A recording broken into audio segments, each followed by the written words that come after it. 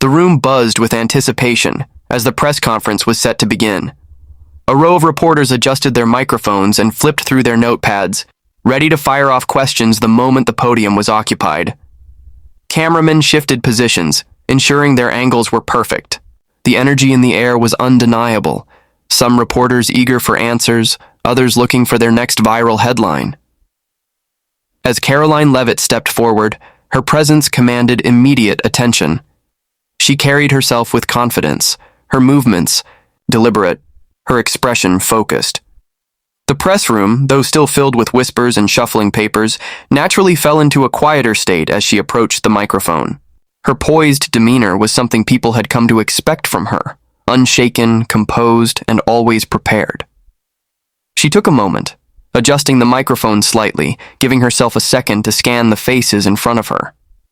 These were seasoned journalists, political analysts, and media personalities, some respected, others known more for stirring controversy than seeking truth. But none of that mattered to her. She was here to deliver facts, to address the concerns of the American people, and to hold her ground against any narrative meant to distort reality. The flashing of cameras became more frequent as she began speaking. Her voice, steady and unwavering, cut through the hum of the room. She didn't waste time with pleasantries. She dove straight into the issues at hand. Every word was calculated, every sentence structured to ensure clarity. The policies being discussed were serious, affecting real lives, and she refused to allow distractions to take away from that. Yet, even as she spoke, she could sense something off in the atmosphere. It was subtle at first, but the more she continued, the more it became noticeable. A shift in energy, a presence that stood out, not because of its intellect or depth, but because of its intent. The tone of certain questions, the inflection behind words. It wasn't about policy, wasn't about genuine curiosity. It was something else entirely. She remained focused, though, addressing each topic with precision. She had done her research, anticipated the difficult questions, and was more than ready to counter any misrepresentation. Her knowledge on the subject matter wasn't just surface level. It was deeply rooted in facts, in experience, in an understanding of what was truly at stake. As she continued, she noticed reactions in the room. A few journalists exchanged quick glances, some scribbling notes furiously, others watching her intently. The way some reporters shifted in their seats, some smirking, some raising eyebrows, it was enough for her to recognize the game that was being played. She wasn't new to this. She had encountered these situations before. But each time it was still remarkable. The lengths to which some would go to undermine her, not through direct confrontation on policy, but through subtle, calculated distractions. She kept her posture, strong, her tone unwavering, her eyes scanning the room with intent. She was here to lead, to inform, and to stand firm in her convictions. No amount of external noise could shake that resolve. The room carried a subtle tension, the kind that wasn't immediately obvious but could be felt beneath the surface. Karoline Leavitt remained focused, answering questions with precision. Yet there was something in the air, a shift in energy, that she couldn't ignore. She had been in these settings enough times to recognize when something was off, when the usual rhythm of a press conference took on an undertone of something else. Her responses were clear, factual, and delivered. With the same confidence that had become her trademark, she wasn't just speaking to the reporters in the room, she was addressing the American people, those who deserved real answers, not political theater. Every question that came her way was met with the same level of thoughtfulness and directness, whether it was framed fairly or designed to trap her into a particular narrative. Still, there was an interruption in the flow, a disruption that wasn't about policy or substance. It was something different, something unspoken yet increasingly apparent. She could feel it in the way certain words were delivered, in the slight hesitation before a sentence, in the underlying tone that wasn't entirely professional. She had experienced this before, not just in politics but throughout her career. It was a dynamic she recognized immediately, a shift away from meaningful discourse and into something else entirely. The attempts were subtle, almost casual, but they weren't unnoticed. She continued speaking, refusing to let the distraction take hold. There were serious matters to discuss, pressing issues that affected millions of people. But the underlying tone persisted, woven into the fabric of the conversation in a way that was designed to be dismissible if challenged, yet undeniably present. Her expression didn't change, but her mind was sharp, processing each moment in real time. She was aware of the eyes on her, aware of the way the room was reacting. Some were engaged, listening intently. Others were more interested in the way she would handle what was unfolding. The moment built slowly, a series of small, seemingly insignificant exchanges that, when pieced together, formed a clearer picture. It wasn't just a press conference anymore. It was something else, something that tested not her knowledge or her policies, but her ability to command respect in a space that often sought to diminish women in power in ways that weren't always explicit, yet undeniably real. She remained composed, allowing the moment to unfold as she measured her response. There was a choice to be made: ignore it and allow the distraction to persist, or address it directly and set the record straight. The latter was a risk, but it was one she was more than willing to take. Her eyes steadied, her voice carried the same unwavering confidence. But now there was something more. A sharper edge, a deliberate shift in tone that made it clear she wasn't going to let this slide.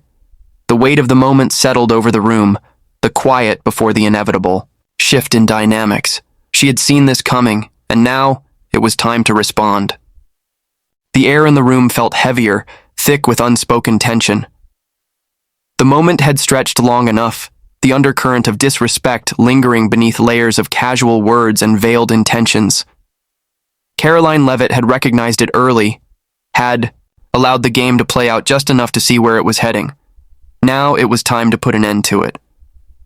She straightened slightly, not in a dramatic way, but in a way that signaled a shift. The room, already filled with anticipation, seemed to still as she prepared to respond. There was no need for anger, no need for visible frustration. That would have given too much power to the distraction. Instead, her approach would be sharper, more precise, a response that left no room for misinterpretation. Her words came measured but firm, cutting through the air with clarity. She did not raise her voice, nor did she allow any trace of uncertainty to seep into her tone. Instead, she posed a simple but pointed question, one that turned the weight of the moment back onto the room itself. The inquiry hung there, demanding an answer not just from one person but from everyone listening. A shift in body language could be seen across the room. Some reporters leaned forward, their interest now fully captured. Others quickly glanced at each other, perhaps realizing where this was going. The question was straightforward, yet its implications were impossible to ignore. It forced an uncomfortable reflection, a confrontation with a reality that many preferred to overlook. There was a pause, a beat of silence that stretched just long enough to make its impact felt. The absence of an immediate response was telling in itself. It was as if the weight of the words had settled on the shoulders of those who had been so quick to engage before, leaving them momentarily speechless. She didn't need to press further. The point had already been made. The silence that followed was an answer in itself, louder than any words that might have been used to justify or deflect. A few voices stirred in the background, some attempting to shift the conversation back to safer ground, but the moment had already taken root. There was no undoing it now. The balance of power in the room had changed. The control rested away from those who had tried to dictate the tone and handed back to the one who had truly commanded it all along. Her expression remained composed, unwavering.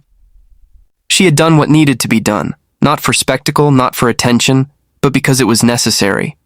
There were battles worth fighting, and this was one of them. Not just for herself, but for the larger principle it represented. The cameras had caught everything. The tension, the silence, the undeniable shift in energy. Whatever was written after this, whatever spin was attempted, the raw truth of what had happened would remain. And for those paying attention, there was no mistaking what had just occurred. The room was still settling from the shift that had just taken place. What had started as a press conference like any other had transformed into something far more significant. The usual back-and-forth exchanges had been interrupted by a moment of clarity, a confrontation that left no room for misinterpretation. Karoline Leavitt had taken control, not with volume or outrage, but with precision, turning the situation on its head in a way that could not be ignored. The silence that followed lingered longer than anyone expected. It wasn't the usual pause between questions, nor was it the kind of silence that came from a lack of things to say. It was something different, a quiet acknowledgement that a line had been drawn, that the conversation had shifted in a way no one had anticipated. Reporters glanced at one another, some uncertain of how to proceed. There was an awareness now, a recognition that whatever had just transpired would not be forgotten. The weight of the moment had settled over the room, and no one wanted to be the first to break it. Some scribbled notes furiously, while others hesitated, as if realizing that anything said next would be compared to what had just unfolded. Karoline remained composed, her expression unreadable but undeniably firm. She had done what needed to be done, and now she waited. Not for validation, not for approval, but simply to let the reality of the moment settle in. She knew how these things worked. She knew how narratives were shaped, how the media would attempt to frame the exchange. But no matter how it was spun, the raw footage would speak for itself.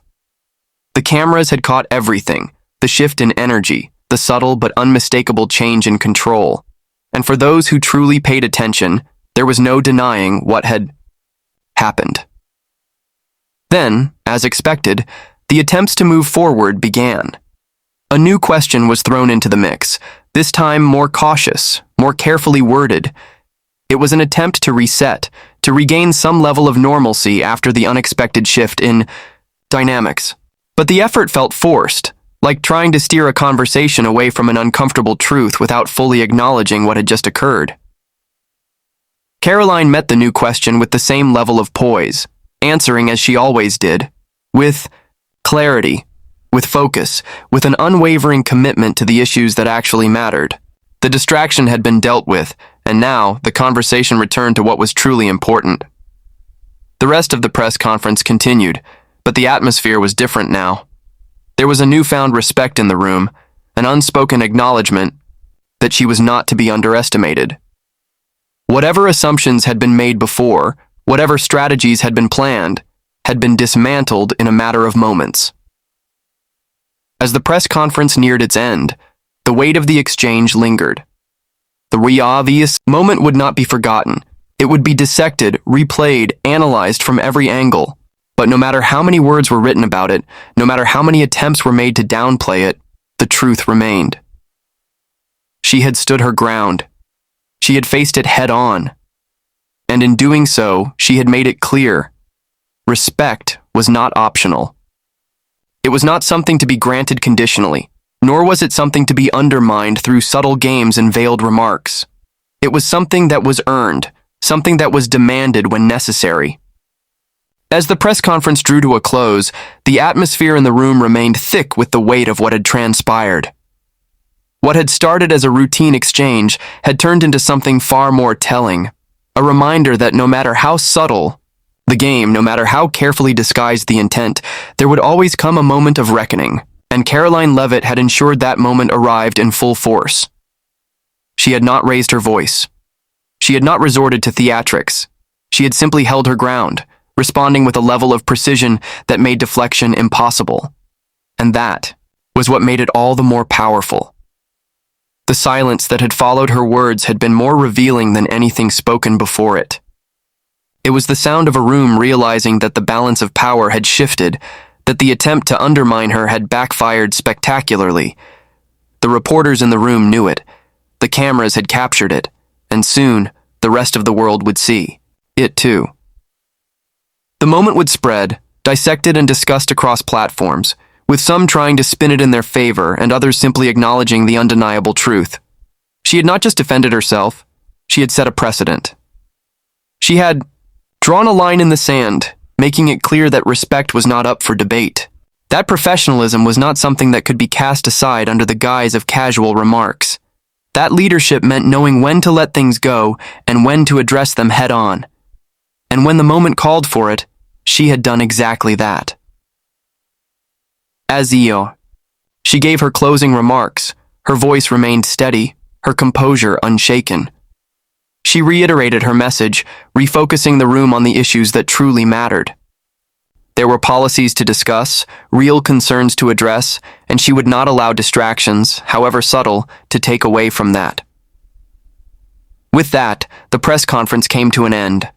She gathered her notes, took a final look at the room, and stepped away from the podium with the same confidence she had entered with.